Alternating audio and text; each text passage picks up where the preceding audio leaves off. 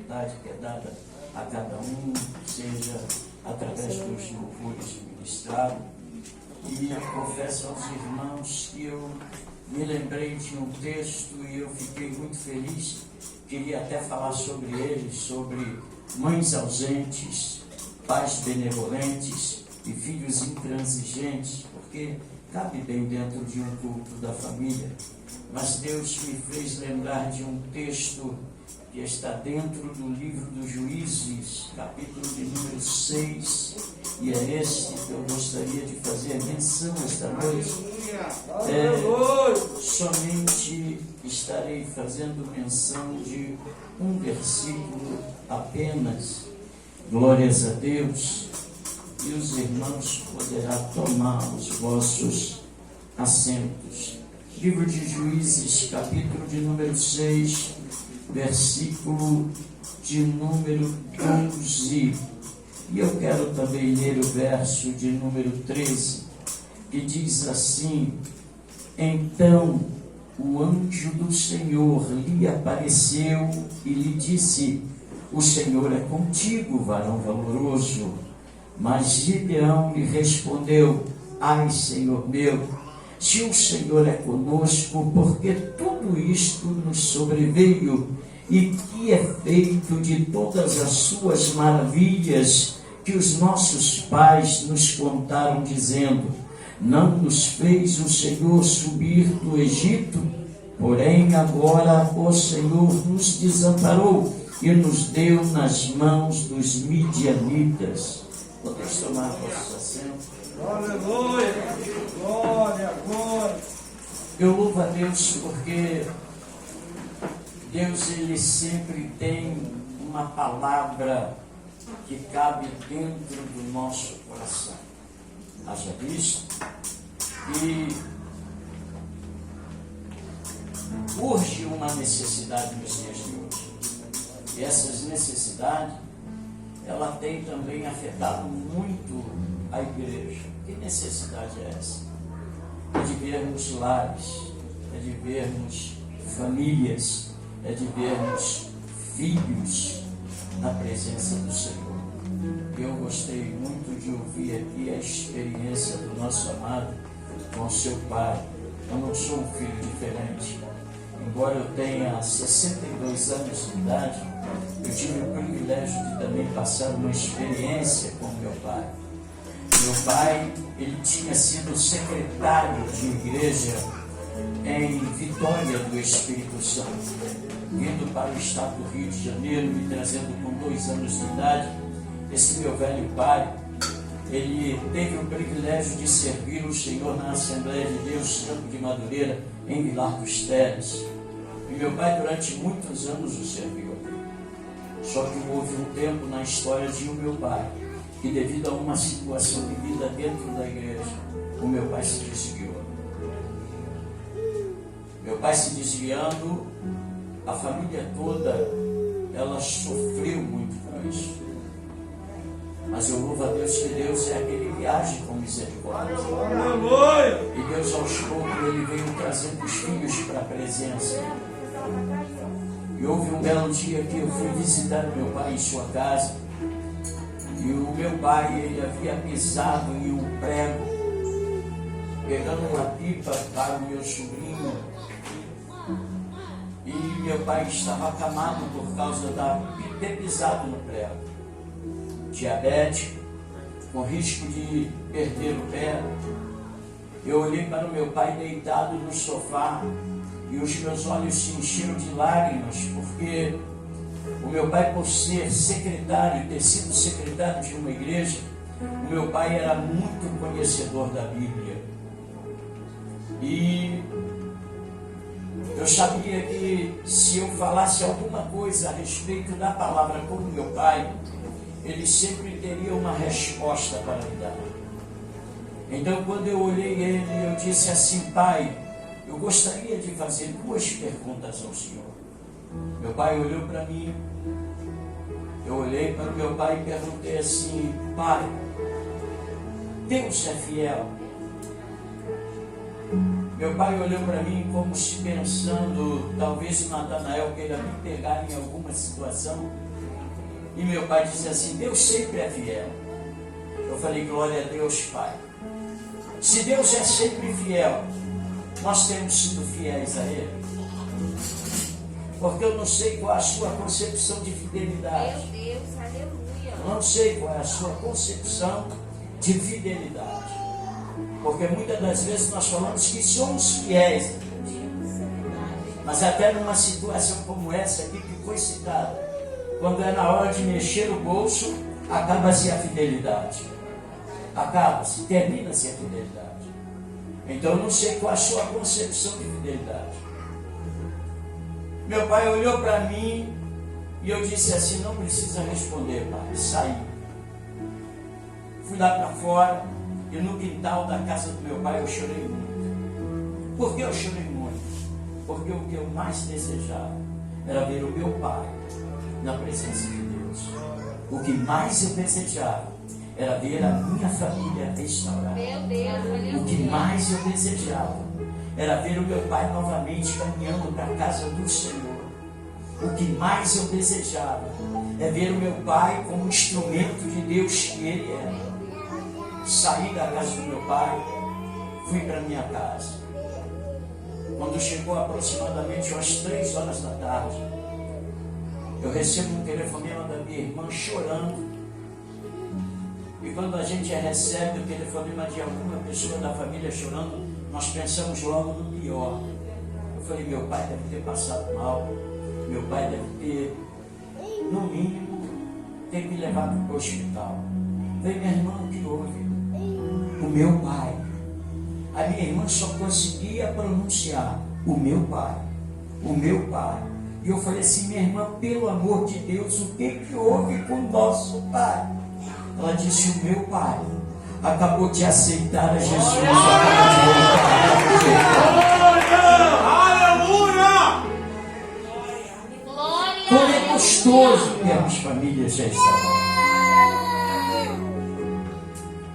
Mas por muitas das vezes nós tememos. Tememos o que, pastor Natanael? Tememos abrir a nossa boca. Tememos falar com alguém.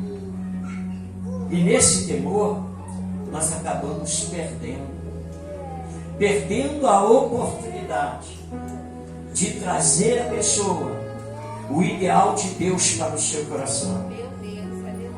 Então nessa noite eu quero que a palavra do Senhor ela alcance o seu coração, alcance a sua razão e que mexa com você e com a sua estrutura, para você entender qual é a razão de você estar aqui nesse lugar. Quando nós olhamos para dentro do livro dos Juízes, nós bem sabemos que esse livro cobre um tempo de história entre 300 a 450 anos. Alguns estudiosos têm a tendência de dizer que aqui há um ciclo vicioso. Por que um ciclo vicioso? Porque entenda só uma coisa: morre um grande líder espiritual chamado Josué. E esse grande líder, antes da sua morte, ele reúne todo o povo e ele diz no capítulo 24: escolhei hoje a quem vós servais.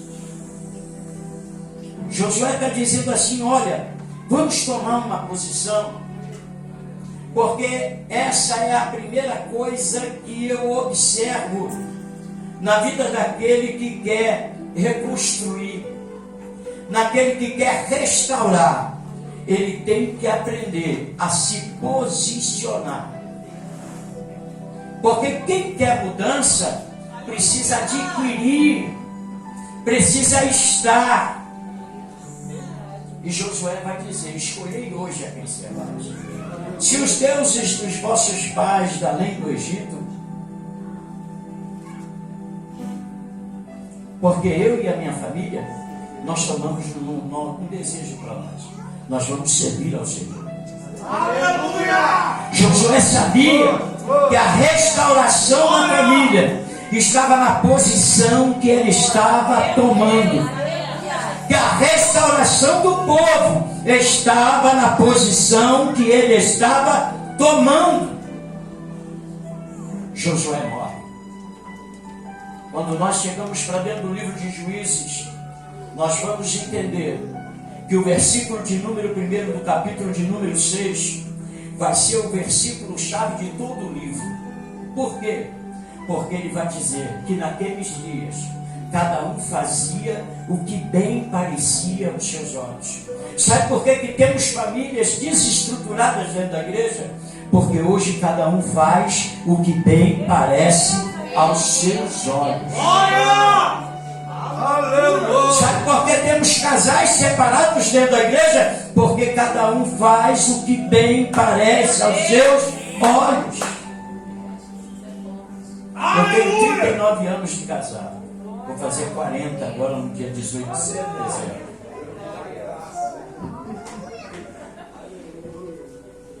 Pai de 2 filhos, um casal. Avô de 4 netas. Aleluia! E eu quero falar como Josué. Eu e a minha casa, nós serviremos ao Senhor. Aleluia! E eu vou lhe dizer, às vezes isso dói. Sabe por quê? O meu filho é uma bênção. Bruno, presbítero hoje da casa do Senhor.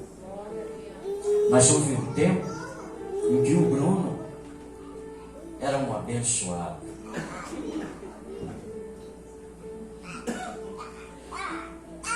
Bruno, uma certa feita, me chega na minha casa, com mala, cuia. Pai, estou de volta para casa.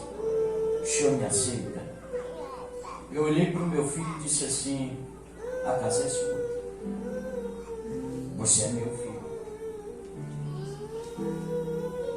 Meu filho passou a conviver comigo com 30 anos de idade. E as pessoas geralmente, quando estão lá fora, querem fazer da nossa casa o que eles fazem lá fora. Meu filho chegava na minha casa 2 horas da manhã, 4 horas da manhã. E sempre quando eu ia falar alguma coisa com meu filho, o meu filho se levantava contra mim. E eu falava com ele: rapaz, o pai aqui sou eu. Quem manda aqui sou eu. E foi assim até o dia que eu não aguentei. E quando eu não aguentei, eu virei para minha esposa e falei assim: a partir de hoje, eu não abro a boca para falar com o meu filho. Minha esposa virou para mim e falou assim: ele é teu filho, você não vai falar com ele. Não falo mais nada com ele. Todas as vezes que Bruno chegar, eu vou lá abrir a porta. Mas eu vou abrir a porta, vou deixar ele entrar, vou fechar a porta e vou ir para o meu quarto orar. Glória! Meu filho chegava: a bênção, pai, Deus te abençoe. Trocava a porta e orava: Senhor, o Senhor está vendo. Eu não posso falar, porque se eu falar vai ter confusão, vai ter briga. E aqui é a minha casa.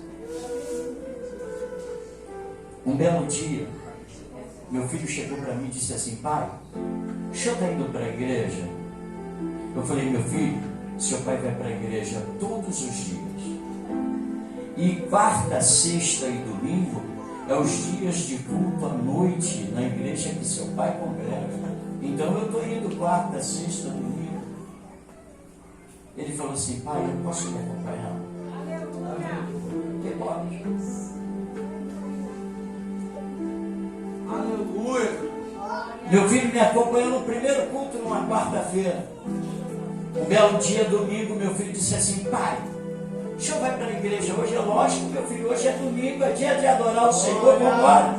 Aleluia! Meu filho começou a caminhar comigo quarta, sexta e domingo. É claro que como pastor da igreja, e quando eu pregava, eu olhava para o meu filho, e o desejo do meu coração era fazer um apelo para o meu filho. Mas eu tenho uma coisa comigo: eu não gosto de apelo. Porque quando nós fazemos o apelo, a pessoa até levanta a mão e vem à frente por causa da nossa insistência, mas não sente desejo de mudar. Atende a nossa voz por por educação. Um belo dia eu olhei para o meu filho ali sentado no último banco da igreja.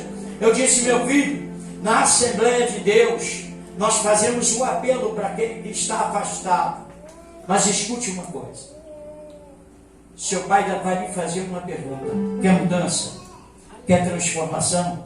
Quer restauração? Levanta do teu lugar e vem até o altar. Aleluia! Meu filho se levantou e desde esse dia, meu filho é instrumento de bênção.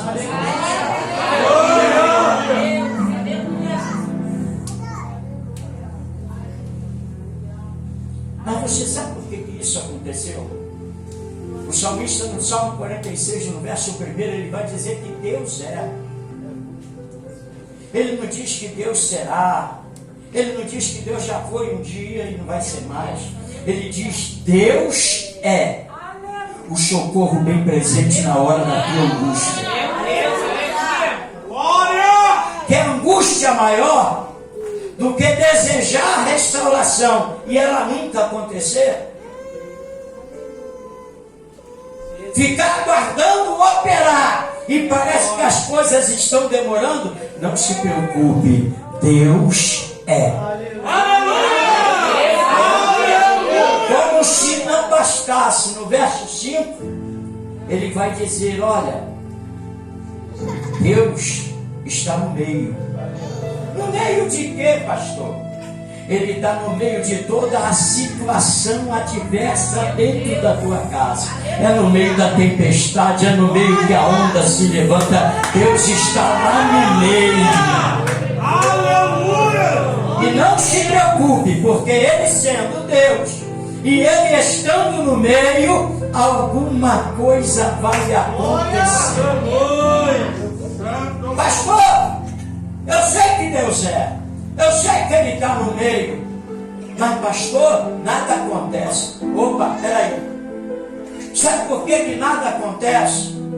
Porque regras humanas, elas são para serem quebradas. Mas princípios divinos são para serem respeitados e vividos. Pastor, por quê? Porque no verso 10 ele vai dizer: aquietai-vos.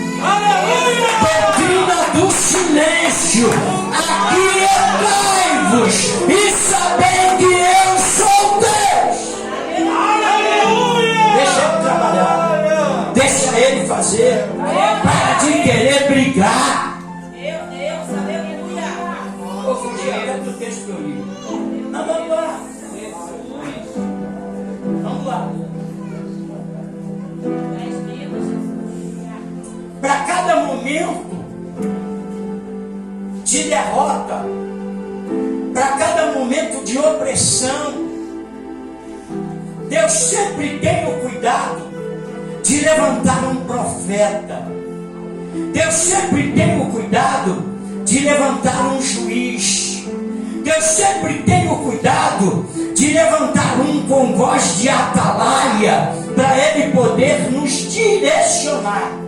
Pode olhar a história do povo.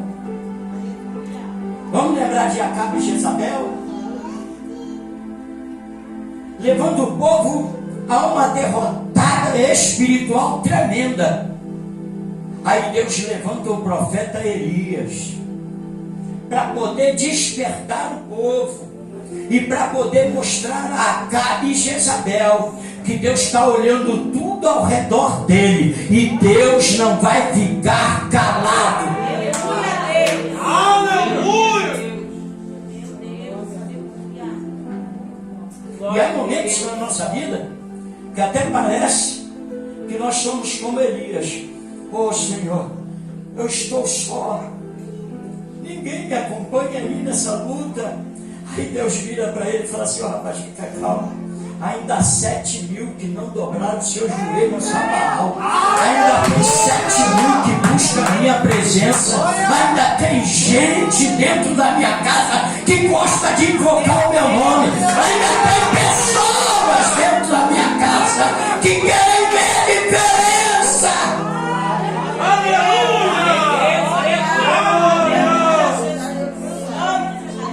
Época de juízes, não é? de opressão, Deus levanta um juiz para poder trazer libertação, restauração espiritual para a vida do povo.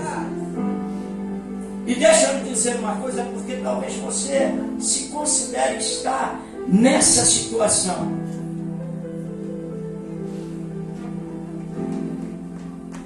Você sabe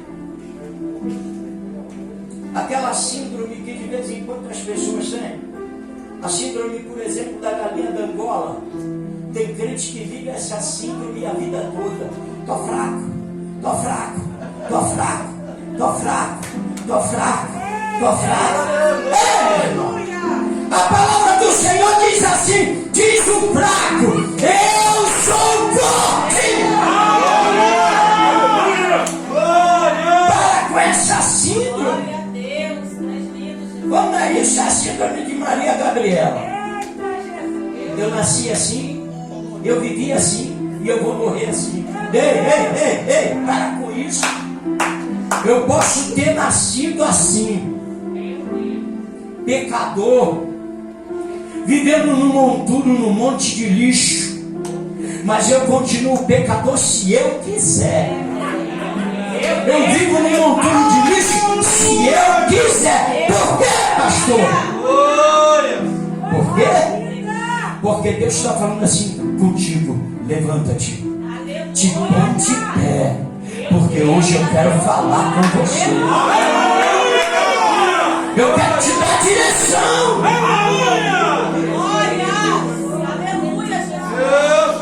Eu posso ter nascido assim, mas viver assim é uma opção minha. Agora morrer assim, ai, irmão, leva mal não. Eu creio num Deus vivo. Eu creio num Deus que transforma. Eu creio num Deus que muda situações. Eu creio.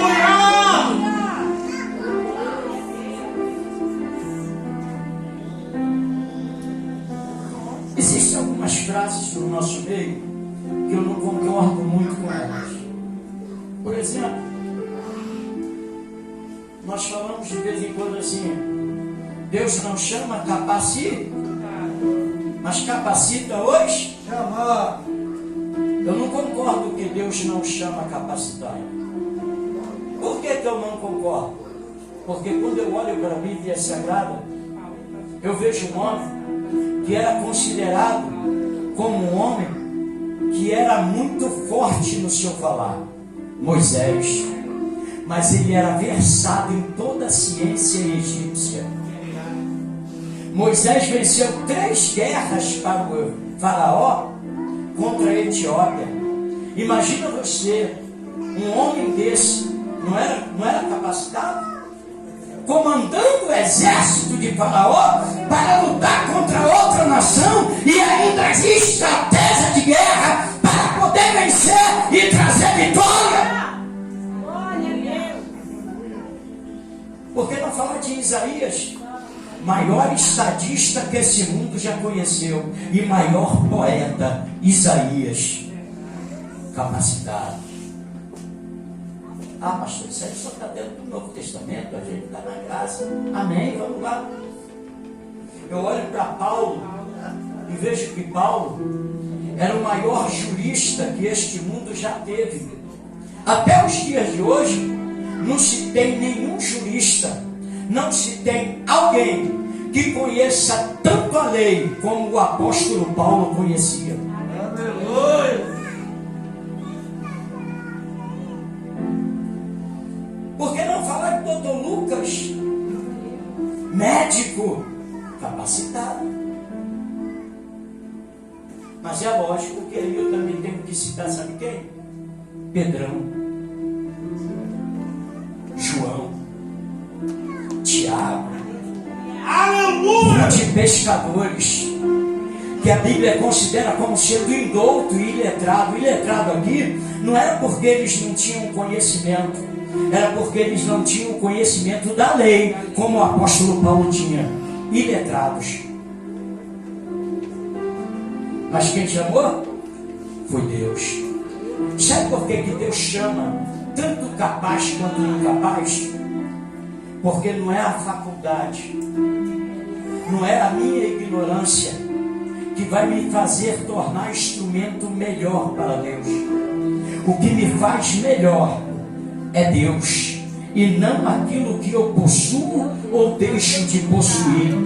O que me faz melhor é Deus. Não importa o que eu tenho, não importa o que eu sou. O melhor para mim é aquele que me capacita para a vida espiritual. E aí é só Deus. Glória! Por que eu citei Moisés? Porque quando nós olhamos para dentro da Bíblia, eu vou ver Abraão. E Abraão, ele se considerava velho. Velho demais para Deus poder reconstruir alguma coisa na vida dele. Velho demais para Deus poder reformular alguma coisa. Eu olho para Sara, eu vejo uma mulher impaciente, duvidosa. Eu olho e vejo Jacó, trapaceiro, enganador. Porque o que nós conhecemos de Jacó é que ele era o quê? Enganador, trapaceiro. Só que deixa eu dizer uma coisa. A palavra Yaakov no hebraico, que nós chamamos de Jacó, não quer dizer só enganador, suplantador, trapaceiro. A palavra Yaakov também significa aquele que corre na frente para poder alcançar o que de antemão lhe foi prometido. E eu vou lhe ensinar o porquê do significado. Deus olha para o ventre da mãe de Jacó e diz assim: 2 nações há no teu ventre, mas o maior servirá ao menor. A promessa de Deus já estava sobre a vida de Jacó. E aquilo que Deus promete é como nos diz Números capítulo 23, versículo 19, que Deus não é homem para que minta, e nem filho do homem para que se arrependa. Dizendo Deus por um acaso não faria, prometendo Deus por um acaso não cumpriria. Deus é o Deus de promessa. E se Deus tem prometido restaurar o teu lar, creia, confia, aguarde, espere, porque Deus irá realizar.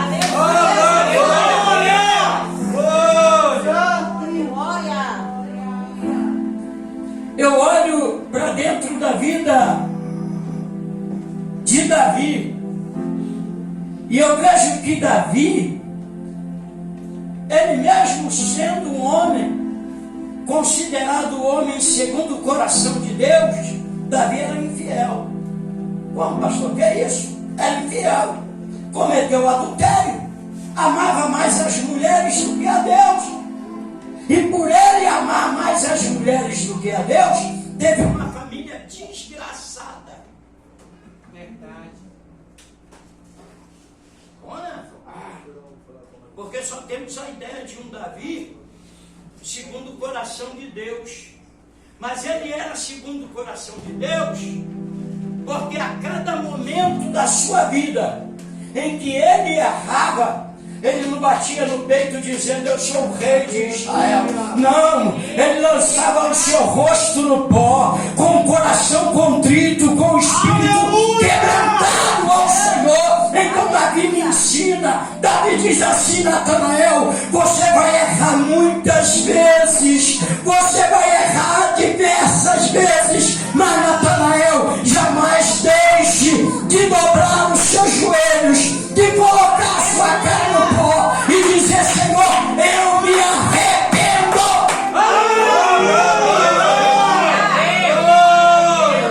Glória a Deus, aleluia. Glória. Meu Deus, aleluia. Aleluia. Paulo,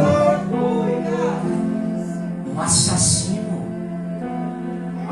um homem que poderia ter feito tudo para que Estevão saísse livre, ele permite Um homem conhecedor da lei, sabendo que Estevão não poderia ser julgado daquela forma, mas ele permite assassino.